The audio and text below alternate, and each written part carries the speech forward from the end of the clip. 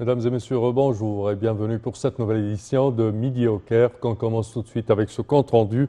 Le président Abdel Fattah el-Sisi assiste à la conférence sur le soutien à la transition au Soudan à Paris. Le président Abdel Fattah el-Sisi a regagné la patrie hier au terme de sa visite officielle à la capitale française, Paris, après avoir pris part à la conférence pour le soutien à la transition au Soudan ainsi qu'au sommet sur le financement des économies africaines.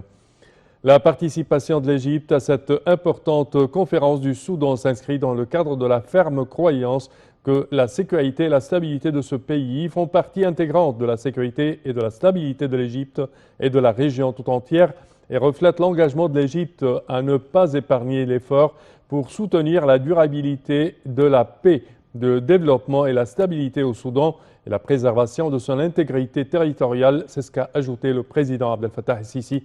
Et pour plus de détails, voici un compte-rendu signé Salih Ahmed et Ayrshad. La conférence sur l'appui à la transition au Soudan a été lancée lundi avec la participation des présidents égyptiens Abdel Fattah el-Sisi, français Emmanuel Macron, du président du Conseil souverain transitoire soudanais Abdel Fattah el-Burhan, du Premier ministre soudanais Abdallah Hamdou et des leaders et premiers ministres de 15 gouvernements, en plus de représentants d'un certain nombre de grandes institutions financières internationales, notamment le Fonds monétaire international et la Banque africaine de développement. Lors de son allocution à la conférence, le président Sisi a affirmé la ferme détermination de l'Égypte à continuer de soutenir le Soudan pour parvenir à la stabilité et au développement que le peuple soudanais mérite, appelant tous les partenaires du Soudan à continuer à soutenir les efforts soudanais. Le président Sisi a exprimé ses sincères remerciements à son homologue français Emmanuel Macron pour son initiative de coopération avec le Soudan en organisant cette importante conférence afin de mobiliser le soutien international pour le Soudan frère. La participation de l'Égypte à cette importante conférence, selon le président el-Sisi, vient de sa ferme conviction que la sécurité et la stabilité du Soudan font partie intégrante de celle de l'Égypte et de la région et reflète également l'engagement et la volonté politique inébranlable de l'Égypte de ne pas épargner un effort pour soutenir la durabilité de la paix, du développement et de la stabilité au Soudan, ainsi que la préservation de son intégrité territoriale. Le président el-Sisi a fait référence d'abord à la nécessité pour les parties soudanaises de diriger tous les efforts visant à ramener la paix et la stabilité sur leurs terres, conformément à un consensus national global basé sur les priorités nationales du peuple soudanais. Dans ce contexte, il a salué les réalisations tangibles du gouvernement de transition, notamment la conclusion d'un accord de paix global en octobre dernier, nécessitant le soutien de la communauté internationale pour réaliser pleinement ses droits. Le chef de l'État a souligné que les défis auxquels de nombreux pays ont été confrontés dans notre région au cours de la période précédente ont prouvé que la construction des piliers de l'État et de ses diverses institutions sur des bases solides et justes afin d'assurer la paix et la stabilité. Et Sisi a également affirmé que le respect du principe de la citoyenneté, selon un consensus national qui inclut tous les Soudanais, est l'une des garanties fondamentales pour préserver le tissu unique du peuple soudanais et pour faire face aux tentatives visant à semer la division. Et le président el-Sisi a tenu à louer la vision économique globale présentée par le gouvernement de transition et son essai de se profiter de l'expérience égyptienne en matière de réforme économique. Il a annoncé la participation de l'Égypte à l'initiative internationale pour régler la dette du Soudan en utilisant la part de l'Égypte chez le Fonds monétaire international pour régler les dettes douteuses, basant sur l'engagement de l'Égypte à déployer tous ses efforts possibles pour soutenir les mesures prises par le gouvernement soudanais afin d'alléger ses fardeaux financiers. Le chef de l'État a aussi indiqué que la consolidation de la paix et de la stabilité au Soudan nécessite un environnement politique et sécuritaire dans son environnement régional afin de permettre au Soudan de maintenir sa stabilité, basant sur les règles du droit international et des accords internationaux pertinents, y compris l'accord de 1902. Et nous enchaînons avec cette information. Abdullah Hamdok cite « Le redressement de l'économie reste notre plus grand défi ». Le Premier ministre soudanais Abdullah Hamdok a salué l'engagement de la France à annuler la dette de Khartoum et le soutien international à la transition politique au Soudan exprimé lors d'un sommet lundi à Paris. Une nouvelle étape franchie pour les autorités quelques mois après le retrait du Soudan de la liste américaine des États soutenant le terrorisme. Le Premier ministre soudanais a indiqué que le résultat de la conférence de Paris a dépassé les attentes.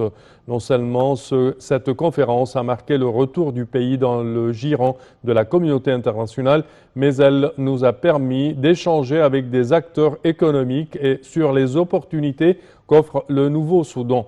Nous avons beaucoup progressé et en très peu de temps. Fin de citation.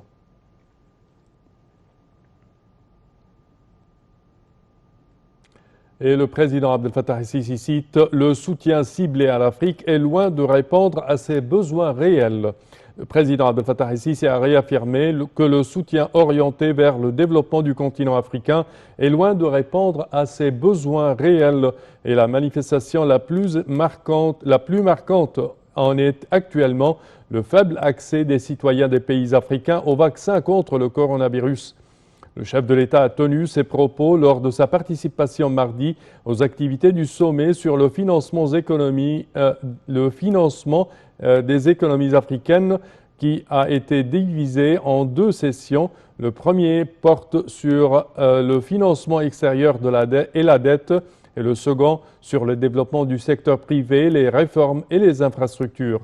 Le président el-Sisi a appelé la communauté internationale à fournir le soutien nécessaire dont les pays africains ont besoin à la lumière des considérations de justice et de la solidarité face à la pandémie de coronavirus que le monde ne pourra pas surmonter sans que tous les pays aient accès aux vaccinations nécessaires pour redémarrer la vie économique.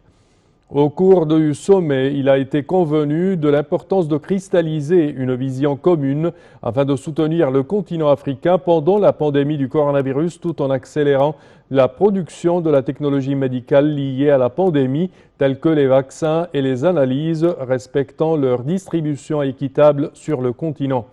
Le président el-Sisi a salué l'initiative du président Emmanuel Macron de tenir ce sommet qui représente une occasion importante de consultation sur les moyens d'orienter le soutien aux économies des pays africains, en particulier dans la période de récession économique résultant de la pandémie de la Covid-19 que le monde traverse aujourd'hui et qui affecte les efforts des pays africains pour parvenir au développement et achever la mise en œuvre des objectifs de l'agenda 2030 et de l'agenda 2063 de l'Union africaine. C'est ce qu'a déclaré le président Abdel Fattah el-Sisi lors de la session sur le financement extérieur de la dette.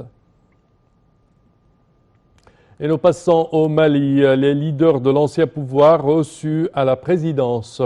Le soutien à la transition et la formation d'un gouvernement composé de tous les regroupements politiques du pays sont des préoccupations de la présidence de la République. Hier, c'était au tour du mouvement Ensemble pour le Mali, composé de partis politiques de l'ancienne mouvance présidentielle. Il a été reçu au palais présidentiel de Bamako pour un proche du président Bandao. Les chefs des partis politiques de l'ancienne majorité présidentielle ont massivement effectué le déplacement devant le représentant du chef de l'État qui était en déplacement à l'extérieur. Ils ont tous tenu le même discours. Pour une transition réussie, il faut que le prochain gouvernement élargisse sa base politique. Le Premier ministre malien, Mokhtar Ouane, est actuellement en pleine consultation et les leaders politiques reçus au palais n'ont pas caché de que leurs formations sont prêtes à participer à la future équipe. Le souci d'inclusivité a été retenu par tous. Mais lors de la rencontre, l'organisation des prochaines élections a également été au centre des discussions. Les intervenants ont réclamé le financement des partis politiques comme l'exige la loi. Ils ont l'impression qu'au sommet de l'État, certains veulent leur couper les vivres. Les interlocuteurs du représentant du président Bandao ont également demandé aux autorités de la transition de fixer les priorités à environ 9 mois des prochaines présidentielles et législatives. Dans le même temps, les chefs militaires auteurs du coup d'État du 18 août dernier ne sont pas consultés, du moins pour le moment. Certains s'inquiéteraient même des portefeuilles qu'ils occupaient dans l'équipe sortante.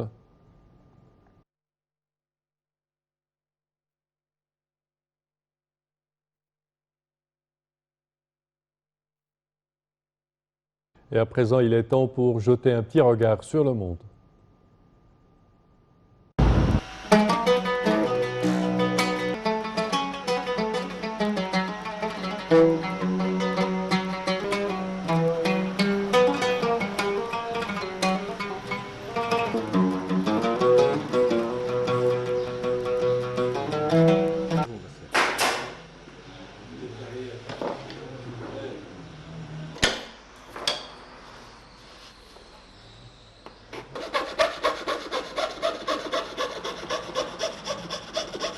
يعني هيك هذه كان اللصقه بعد ما نسخنوا بالنار نحن ونديروا وضعيتها متاع ال 15 سم متاع هنا ليسا عرض الريشه.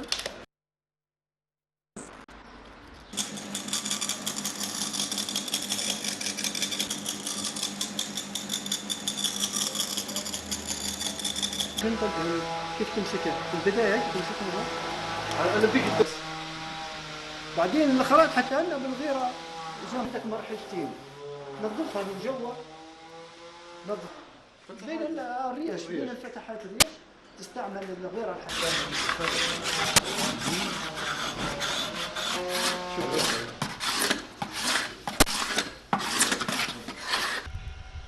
الفرسه المتحركه هي هنا تكون الفرسه او تاعهم بتاعتها في طلع طبعا وتصنيع طريقه تصنيع علم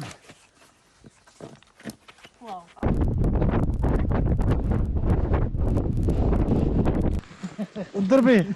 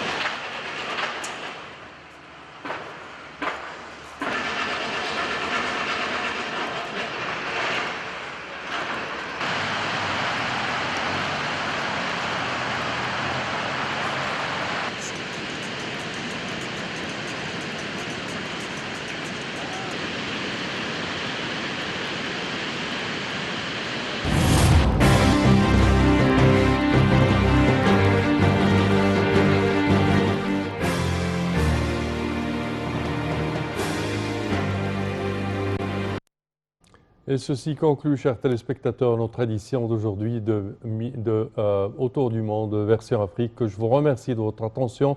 Je vous donne rendez-vous la semaine prochaine pour une nouvelle édition. Merci à vous.